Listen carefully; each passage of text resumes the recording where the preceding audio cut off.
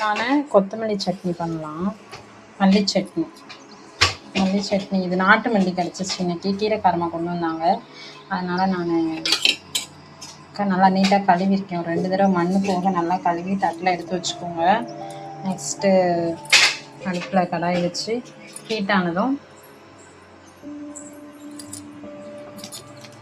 நம்ம சமையலுக்கு யூஸ் பண்ணுற எண்ணெய் ஊற்றிக்கலாம். எவ்வளோ தாளிக்கிறதுக்கு தான், மீடியமாக ஊற்றினா ஓகே தான். உளுந்து எடுத்துக்கலாம். கொஞ்சம் நான் அதிகமாகவே தான் எடுத்துப்பேன். நமக்கு உளுந்து வந்து எப்பவுமே உடம்புக்கு நல்லது தான். அதனால் நம்ம நிறையா கூட எடுத்துக்கலாம். உளுந்து கூடயே நம்ம காஞ்ச மிளகாய் காம்பு கிள்ளி வச்சுருக்கேன். ஒரு 4-5 இருக்குது. இது சேர்த்து நல்லா வறுக்கணும்.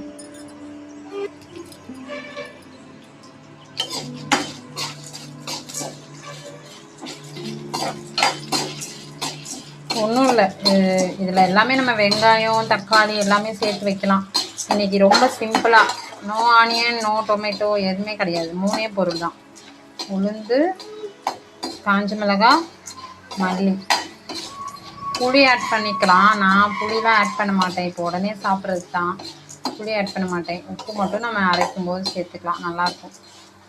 இப்போ நம்ம ரொம்ப நாள் வச்சுருக்கோம், நாளைக்கு வரைக்கும் வச்சுருக்கோம், ஊருக்கு எங்கேயாவது கொண்டு போகிறோன்னா புளி ஆட் பண்ணிக்கலாம்.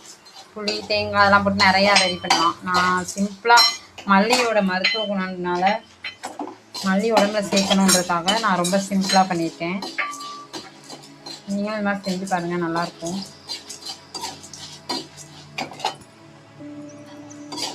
ஓரளவுக்கு பொன்னிறமாக ஆயிடுச்சு.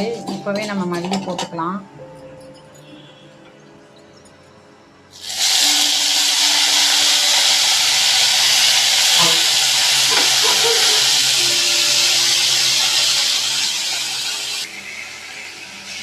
மல்லி போட்டோன்னே சுருங்கிடும்.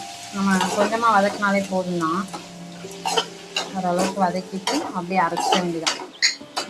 நாங்கள் இது ஒரு 3 பேருக்கு தானே ரெடி பண்ணுறோம். அதனால் கொஞ்சமாக ரெடி பண்ணியிருக்கேன். ஒரு வேளைக்கு தான், வச்சிருந்து சாப்பிட வேணான்ட்டு கம்மியாக. இந்த இதில் நம்ம போட்டிருக்க உளுந்தும் நல்லது தான் உடம்புக்கு. கொத்தமல்லி மல்லியும் நல்லது தான். அதனால் ட்ரை பண்ணி பாருங்கள். நான் இதை கொஞ்சம் ஆற வைக்கணும். ஆற வச்சு தான் அரைக்கணும். இன்னும் கொஞ்சம் வதக்கிட்டு ஆற வச்சுட்டு நான் உங்களுக்கு அரைச்சிட்டு காமிக்கிறேன். ஓகே, பாய். இப்போ நம்ம அரைச்சிட்டு வந்துட்டோம். இப்போ நம்ம லேசாக தாளிச்சிக்கலாம். தாளிக்கிறது வந்து ஆப்ஷனல் தான். நான் எப்போவுமே தாளிக்க மாட்டேன். மேக்ஸிமம் உங்களுக்கு காட்டுறதுனால தான் நான் இப்போ தாளித்து காட்டுறேன். மேக்ஸிமம் இங்கே தாளிக்க மாட்டேன். அப்படியே சாப்பிட்றது ஓகே தான், நல்லாயிருக்கும், ஹெல்த்தி தான். ஸோ கொஞ்சமாக பேருக்கு எண்ணெய் ஊற்றிட்டு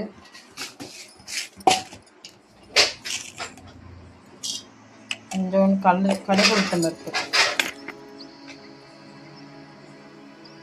அவ்வளோதான். கடுகு பொரிஞ்ச உடனே நம்ம அரைச்சி வச்சுக்க சட்னி ஊற்றிடலாம்.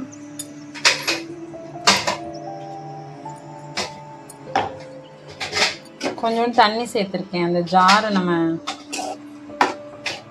ஜாரில் இருக்கும் இல்லையா, அதில் ஜாரில் ஊற்றி அந்த அளவுக்கு தண்ணி ஊற்றிக்கலாம். நமக்கு சட்னி மாதிரி வேணும்னா நல்லா இன்னும் கொஞ்சம் கூட தண்ணி ஊற்றிக்கலாம். எங்களுக்கு இதுவே போதுமானது. அவ்வளோதான். இந்த இலை வந்து நம்ம கரண்டிலேருந்து வெட்டியிருக்கு, வேறு ஒன்றும் இல்லை. அதுவும் நல்லா தான் இருக்குது ஒரு மாதிரி. Okay, thank you friends. நம்ம சேனலை சப்ஸ்கிரைப் பண்ணுங்கள். ஃப்ரெண்ட்ஸ் ரிலேட்டிவ்ஸ்லாம் ஷேர் பண்ணுங்கள். எங்களுக்கு வந்து நீங்கள் வந்து கமெண்ட்ஸ்லாம் பண்ணால் தான் எங்களுக்கு ஒரு என்கரேஜ்மெண்ட்டாக இருக்கும். பண்ணுங்கள். தேங்க்யூ.